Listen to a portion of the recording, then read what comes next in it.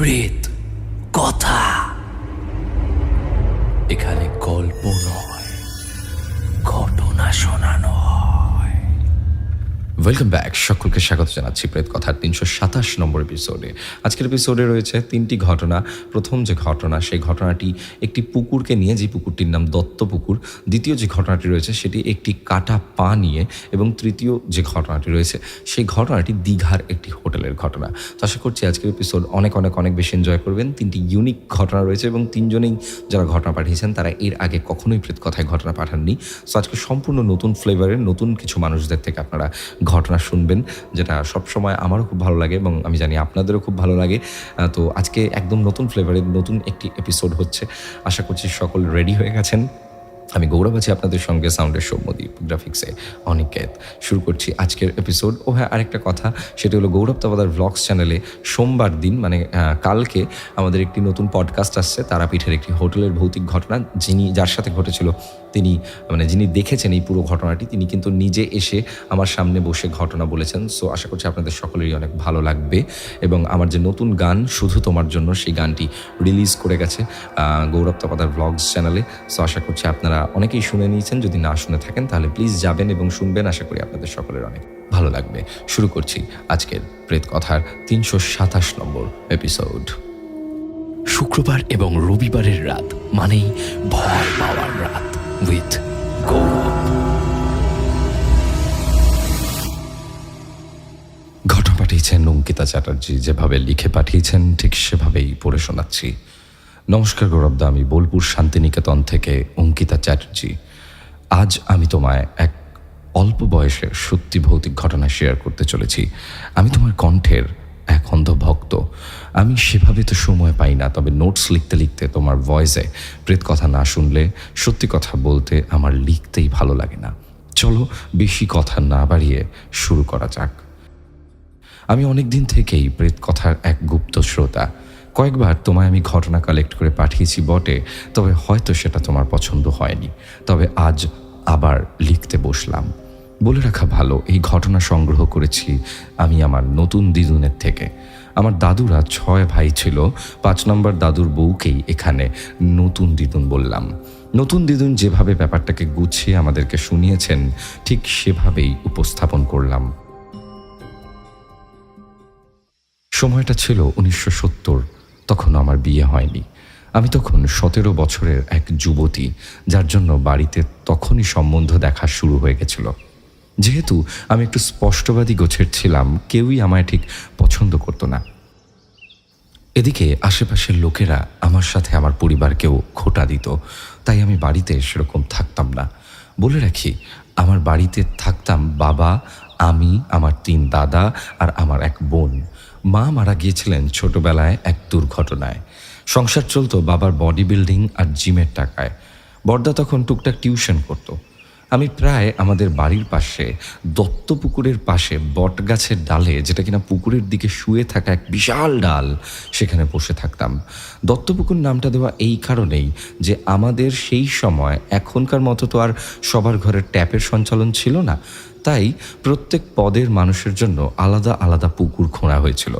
আমাদের পদবি ছিল চক্রবর্তী। তবুও আমার দত্তপুকুরের দিকে এক অদ্ভুত টান ছিল। যেহেতু সেই সময় দুপুরে মেয়েদের একা ছাড়া হতো না কোথাও, সেহেতু আমি ঘরেই থাকতাম দুপুরবেলাটা। পুতুল বানানো, পুতুলের জামা বোনা, ঘর পরিষ্কার করা, এইসব ছিল আমার দুপুরের কাজ। যেহেতু 4টে বাজলেই আমায় পুকুর পাড়ে যেতে হবে, তাই আমি আর ঘুমোতাম না। আমার কোনো বন্ধু ছিল না, সবার বিয়ে হয়ে গেছিল, তাই আমি পুকুর পাড়ে বসে থাকতাম একা একা। 4টে বাজলেই শাড়ির আঁচলে বাদাম ভাজা নিয়ে দৌড় মারতাম পুকুরের দিকে, যেন মনে হতো ধুলো উড়ে যাচ্ছে। পুকুরে গিয়ে গুটিকই পাথর জড়ো করে কিছু একটা ভাবতে ভাবতে জলে পাথর ছুঁড়ে বাদাম ভাজা খাওয়ার সাথে ঠান্ডা হাওয়া, উফ, সে এক আলাদাই অনুভূতি। তবে একদিন কি হলো, আমার খুব জ্বর ছিল। বাড়িতে লোকের মানা করা সত্ত্বেও আমি পুকুরের ধারে গেছিলাম। ভেবেছিলাম বসবো না, আজ আর চলে যাই বাড়ি। তবে না, এক অজানা মায়া আমায় ওখানে সময় কাটাতে বাধ্য করলো। আমি বসেছিলাম, হঠাৎ কোনো কারণে আমার চোখটা লেগে গেছিল। উঠে দেখি তখন সন্ধে ঘনিয়ে নিয়ে এসেছে। আমি হঠাৎ ভাবতে লাগলাম বাড়ির কথা, যে সবাই তো চিন্তা করবে আমায় নিয়ে। তবে আশ্চর্যের কথা এটাই যে সবাই জানে আমি এখানেই থাকবো, তবুও কেউ এলো না কেন আমার খোঁজ করতে। আমি ডাল থেকে নামার চেষ্টা করায় বুঝতে পারি আমার পা দুটো অবশ হয়ে গেছে। আমার পায়ে কোনো সার নেই যার উপর নির্ভর করে আমি নিচে নামবো। আমি আমার হাতের ভরসায় যেমন তেমন করে ডাল বেয়ে মাটির খুব কাছ অব্দি এলাম আর একটা লাফ মারলাম। এ কি দেখে আমি মাটিতে না মাঝ পুকুরে এসে পড়লাম। আমি সাঁতার জানতাম, তাই আর সেরকমটা ভয় পাইনি। তবে কেন জানি না মনে হচ্ছিল কোনো কিছু আমার পাটা জলের ভিতর টানছে। আমি অনেক কষ্ট করে ডুবে দেখতে গেলাম যে আসলে জিনিসটা কি। কিন্তু এটা কি দেখি দুটো বড় লাল রক্তবর্ণ চোখ, আর যে জিনিসটাতে আমার পা আটকে ছিল সেটা আর কিছুই না, সেই অবয়বের আঁচল। আমি চোখ বন্ধ করে আঁচলটা খুলে উপরে উঠে সাঁতার কাটতে লাগলাম। যেহেতু পুকুরটা বেশ খানিকটা বড়, তাই ডাঙায় আসতে আমার প্রায় কিছুক্ষণ সময় লাগে। ডাঙায় আসার পর দেখি এক অবয়ব, যে কিনা সাদা শাড়িতে ভিজে অবস্থায় মাঝ পুকুরে দাঁড়িয়ে আছে। কিন্তু সেটা তো অসম্ভব, কারণ মাঝ পুকুরে তো ডুবো ডুবো জল, কেউ সোজা করে সাঁতারই কাটতে পারে না, সেখানে সোজাভাবে দাঁড়ানো তো অসম্ভব। ছাইপাশ না ভেবে আমি দৌড়ে বাড়ি চলে আসি। আমি এসে কাউকে কিচ্ছু বলি না, কারণ আমি জানি যদি ঘটনাটি বলি তাহলে তারা আমায় আর পরের দিন থেকে পুকুরে যেতে দেবে না। কাউকে কিছু না বলে শাড়িটা বদলে নিলাম আর রান্না করতে লাগলাম। সেদিন রাতে আমার অনেক জ্বর, যেন গা পুড়ে যায়। ঘুম আসছিল না, তবুও বর্দা আমার মাথায় হাত বুলিয়ে ঘুম পাড়িয়ে দিল। সেদিন একটা স্বপ্ন এসেছিল যেটা আমি আজও ভুলিনি। সেই হুবহু দেখতে অবয়বটি এসেছিল আমার স্বপ্নে আর বলেছিল, কিরে বিথি, ভয় পেয়েছিস? আরে ভয় পাস না, আমি তোর ক্ষতি করব না। তুই আমার অনেক বড় উপকার করেছিস। আমি প্রায় 10 বছর এই পুকুরে বন্দি ছিলাম, আমার আত্মার শান্তি হয়নি, কিন্তু তুই আমায় মুক্ত করেছিস মেয়ে। তোকে আশীর্বাদ করলাম, তোর এই বছরেই এক খুব ভালো পরিবারে ধুমধাম করে বিয়ে হবে। আমি স্বপ্ন দেখার পর সত্যি বলতে কি কয়েক রাত ঘুমোতে পারিনি। সে লাল পাড়, সাদা শাড়ি, রক্তবর্ণ চোখ, গলে যাওয়া চামড়া, সে এক বিদঘুটে দৃশ্য। সত্যি সেই বছরের নভেম্বর মাসে আমার বিয়ে হয় বৈচির বদলা গ্রামে উচ্চ বিদ্যালয়ের শিক্ষক আশিস কুমার চ্যাটার্জির সাথে। সত্যি বলতে কি তিনি সত্যি খুব ভালো মানুষ। আজ তার সাথে 50টা বছর কাটালাম, কিন্তু কখনো একা অনুভব করতে দেইনি। তার বয়স এখন 85, তবুও সে আমার জন্য আজও রান্না করে খাওয়ায়। সে রিটায়ার করেছে অনেক কাল হলো। আমি রোগী, সুগারের কারণে পায়ের দুটো আঙুল পচে গিয়ে বাদ দিতে হয়েছে। এখন বেডশোর হয়ে পড়ে আছি। বাঁচার ইচ্ছে নেই, তবে এই মানুষটা যে আমার জন্য এত কিছু করেছে তাকে একা করে দিতে পারবো না। তাই আমায় বাঁচতে হবে, নিজের জন্য না হোক এই মানুষটার জন্য। গৌরবদা, আজ 5 দিন হলো আমার নতুন দিদুন মারা গেছেন চুঁচুড়া সদর হাসপাতালে। নতুন দিদুনের বলা আরও অনেক ঘটনা আছে যেগুলো অনেক রহস্যময় আর গায়ে কাটা দেওয়ার মতন। আজকের জন্য এইটুকুই। আশা করি তোমার ভালো লাগবে, এবং তুমি যদি এটা পড়ে শোনাও আমার প্রিয় প্রেত কথা বন্ধুদের, তবে আমি খুব খুশি হব। আজকের জন্য বিদায় নিলাম গৌরবদা। শুক্রবার এবং রবিবারের রাত মানেই ভয় পাওয়ার রাত উইথ গৌরব। ঘটনাটি আমার যতটা ভালো লেগেছে ঠিক ততটা ইমোশনাল লেগেছে। আর সবথেকে বড় বিষয় হলো নতুন দিদুনের আত্মার শান্তি কামনা করি। নতুন দিদুন যেখানেই থাকুক, যেই মুহূর্তে এখন তিনি রয়েছেন সেখানেই যেন তিনি ভালো থাকেন, এবং তিনি যেন আবার আমাদের মাঝে ফিরে আসেন নতুন মানুষ হয়ে। তো নতুন দিদুনের এই ঘটনা শুনে খুব ভালো লাগলো, এবং নতুন দিদুন আজ আর আমাদের মধ্যে নেই, কিন্তু তার ঘটনাগুলি হয়তো আমাদের মধ্যে থেকে যাবে প্রেত কথা পরিবারের মাধ্যমে। তাই আজকের এই ঘটনাটি যতটা আমার কাছে রহস্যময় লেগেছে ঠিক ততটাই আমার কাছে কিন্তু খুব ইমোশনাল লেগেছে, যে একজন বয়স্ক মানুষ যিনি আমাদেরকে ঘটনা পাঠিয়েছেন এবং যিনি আজ আমাদের মধ্যে নেই, আমরা কিন্তু প্রেত কথা পরিবারের একজন সদস্যকে হারিয়েছি। তাই জন্য প্রেত কথা পরিবার সবসময় নতুন দিদুনকে মনে রাখবে, নতুন দিদুনের আত্মার শান্তি কামনা করি। তাহলে কি নতুন দিদুনের বিয়ে হয়েছিল সেই অতৃপ্ত আত্মার আশীর্বাদেই? অনেকগুলো প্রশ্ন কিন্তু এখানে থেকে যায়, এবং আমরা শেষে এসে বুঝতেই পারছি যে নতুন দিদুন কিন্তু তার ম্যারিড লাইফে খুবই খুশি ছিলেন, এবং তার সঙ্গে যিনি ছিলেন তার হাজব্যান্ড, তিনিও আশা করি এই মুহূর্তে সুস্থ আছেন এবং তিনি ফিউচারে আরও যেন সুস্থ থাকেন এবং আরও অনেক অনেক অনেক ভালো রাখতে পারেন নিজের পরিবারকে, এই আশা রাখি। আমি চলে যাব আজকের আমাদের পরবর্তী ঘটনায় যাওয়ার আগে একবার মনে করিয়ে দিই আমাদের ঘটনা পাঠাতে হলে কী করতে হবে না, মেইল করতে হবে প্রেতকথা@gmail.com অথবা প্রেতকথার ফেসবুক পেজ ইনবক্সে লিখে পাঠিয়ে দিন ঘটনা। সমস্ত লিঙ্ক দেওয়া রয়েছে ডেসক্রিপশন সেকশনে, সেখান থেকে আমাদেরকে খুঁজে পাওয়া খুবই সহজ। চলে যাচ্ছে আজকের আমাদের পরবর্তী ঘটনায়। শুক্রবার এবং রবিবারের রাত মানেই ভয় পাওয়ার রাত উইথ গৌরব।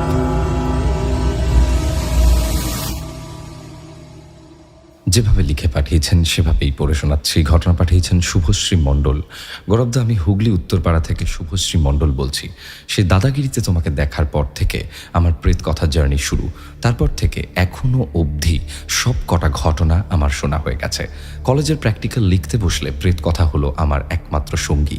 বর্তমানে আমি গ্র্যাজুয়েশনের ফাইনাল এক্সামের জন্য বিজি থাকায় অনেক দিন ধরে লিখব করে সময় পাচ্ছিলাম না।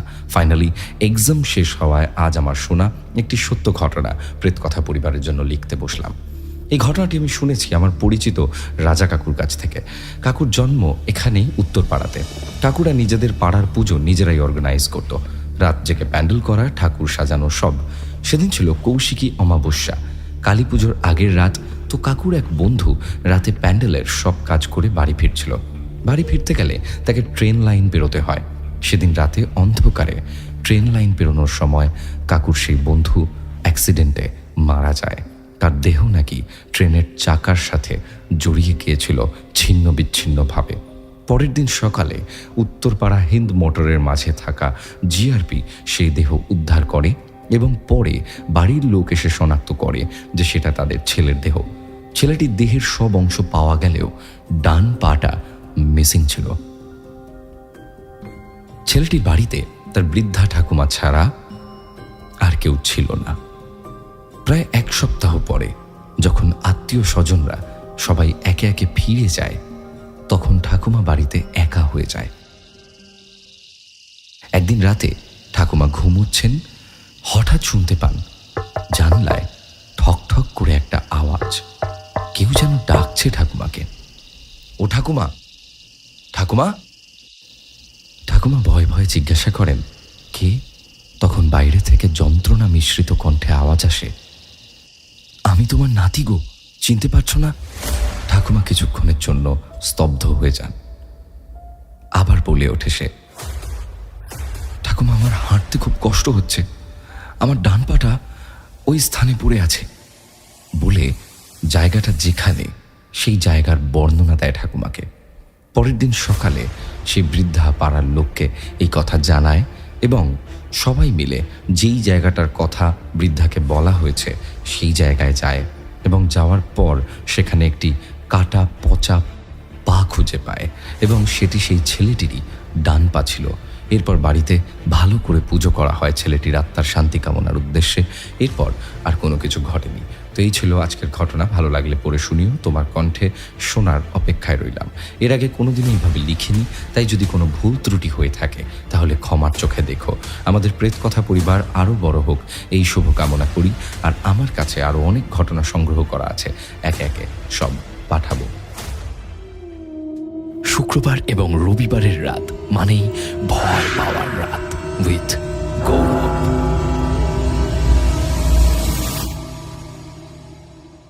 কি অদ্ভুত একটি ব্যাপার না? একটি কাটা পা, সেই পায়ের জন্য তিনি নাকি হাঁটতে পারছিলেন না এবং সেই পাটি তিনি আবার ফেরত পেতে এসেছেন। তিনি চেয়েছেন তার সেই শরীরের অংশ যা অন্য কোনো জায়গায় ছিল, যা হয়তো উদ্ধার করা হয়নি, সেই অংশ যেন মানুষ খুঁজে পায়। হয়তো এটাই অতৃপ্ত আত্মার একটি ঘটনা। আপনাদের কেমন লাগলো অবশ্যই জানাবেন এই ঘটনাটি। দুটি অতৃপ্ত আত্মার ঘটনা এবং আজকে 3 নম্বর যে ঘটনাটি, এই ঘটনাটিও বড় অদ্ভুত।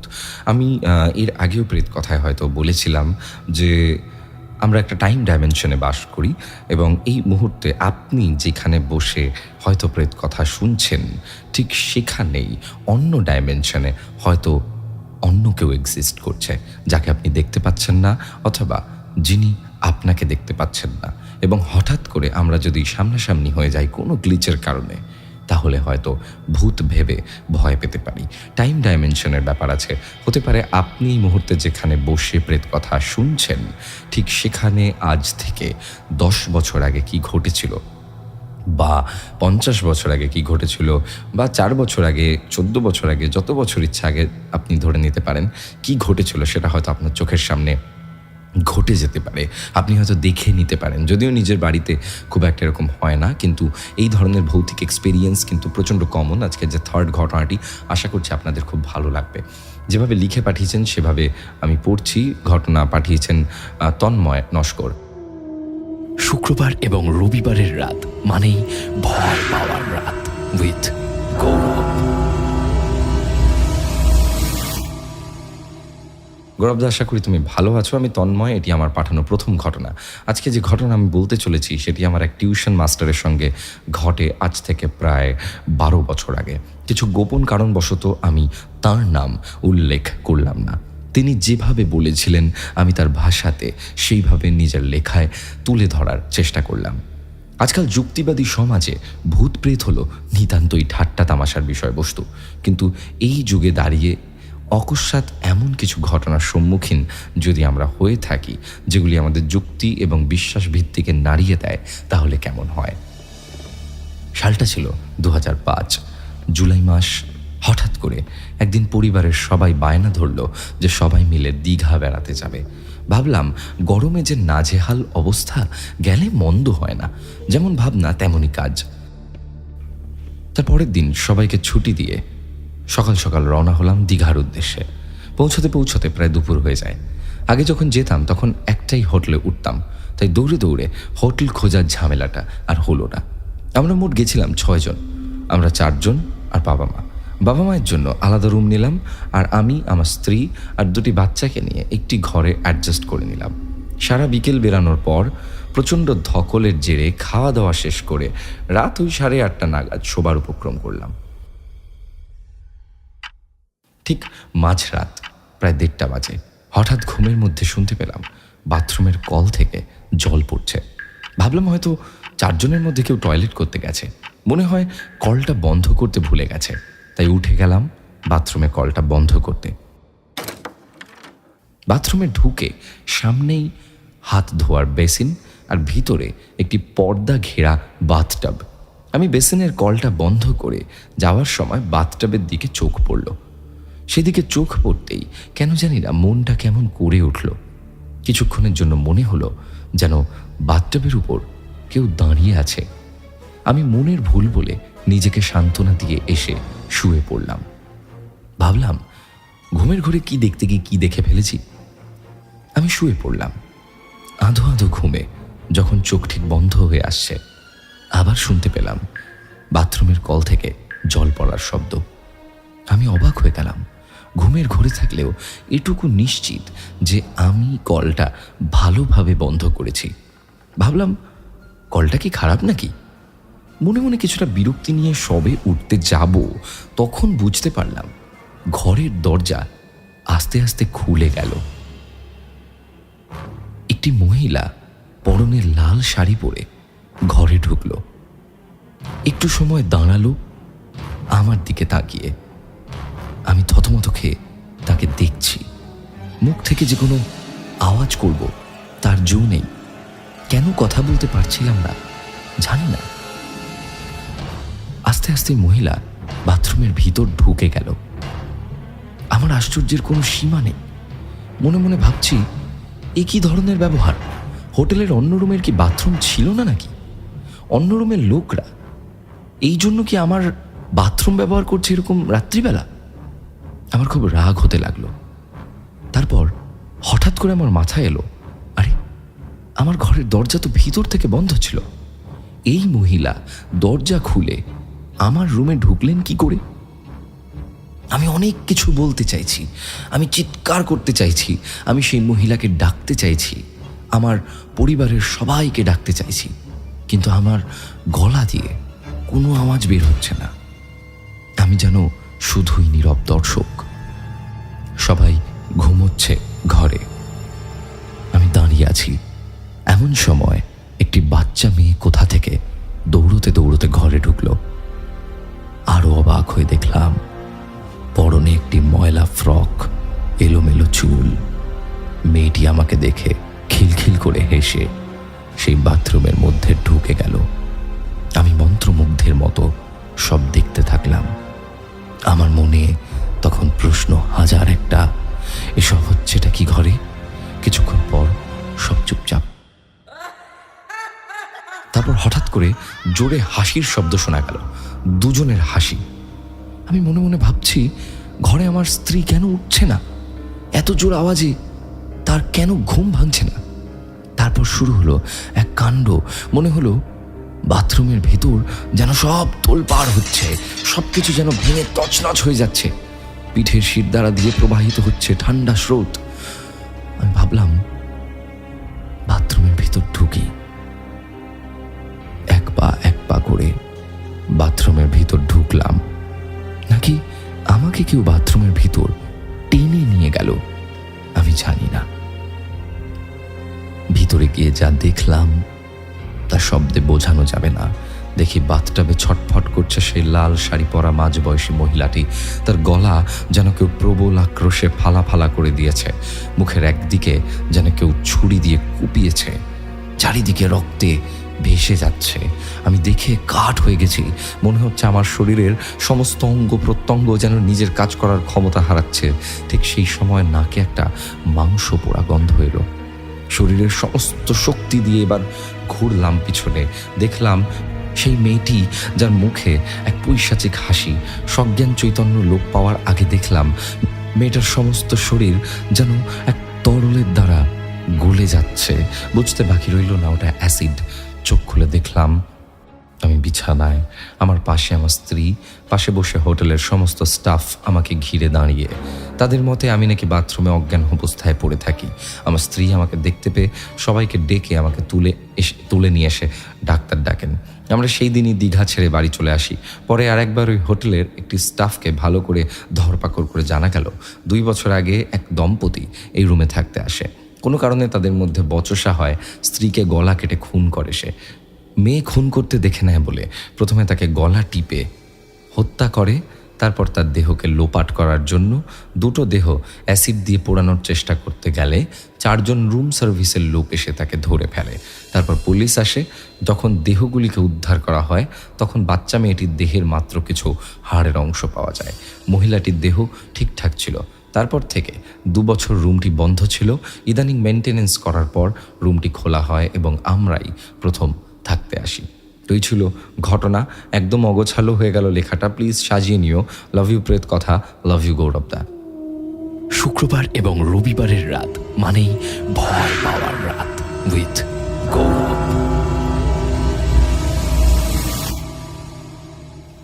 তো এই ছিল ঘটনা। আশা করছি এই ঘটনাটিও আপনাদের ভালো লেগেছে। এটি দীঘার একটি হোটেলের ঘটনা। কোন হোটেল সঙ্গত কারণেই নাম জানানো হয়নি।